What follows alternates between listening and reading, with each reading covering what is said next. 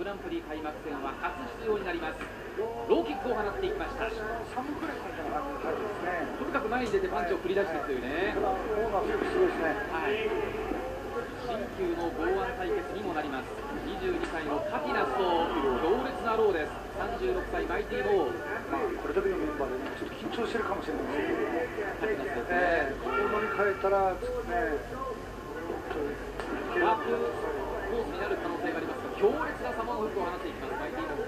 いいローキックですね。これ、武蔵さん、ローキックどうですか？いや、いいローキックですよ。マイティーモー選手もパンチ得意ですけど、このローキックもらってるとパンチ出せなくなってます。なるほど。まずパンチ潰しをしてるかもしれないです。そういうことですかね。思いもよらぬローキック攻めを見せています。この辺りがカティナス、まだまだ22歳。おっと、その振り下ろしていきます。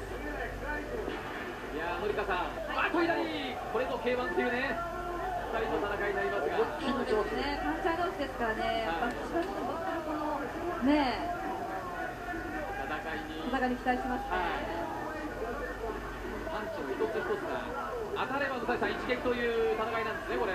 そうですね。でも、このローキック、ちょっともう嫌がってました。左足を止められますと、本来のサモアフックが出せなくなる。さあ、それを狙ってのローキック攻め、ラウル・カティナス。そしてこのローキックで動きを、ハイキックを出していきました、マイティも。ただマイティ、右のパン、一撃で仕留める、サモアフック、右フック。ダウンは取りませんでした。ローキックが効いてきています。その中に一撃にかける。もうチャンスありますよ。来ています。カティナスダメージ来ている。シンプルを捉えました。一撃の右フック。ふらついていますカティナス。22歳初挑戦。憧れ続けた夢舞台。このマイティーモーのこともテレビで見ていました。カティナス選手はもうちょっとローキックで攻めた方がいいですね。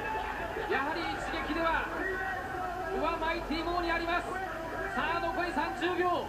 マイティーモーも左足が持つか、カティナスが耐え切るか。ゴーに狙っている。一撃を狙っています。ちょっとカティナスダメージの回復を待って、もうちょっとしっかり立て直した方がいいですね。そうですね。それを追いかけていく。左、右。フラッグしてたら危ないですよ。ガードをぶつけられない。逃げ切れるのか、第1ラウンド。マイティーモーがかけていく。打ち合いはマイティーモーだ。壮絶な打ち合いとなった第1ラウンド。ここで終了のゴングです。コンビでおはよう。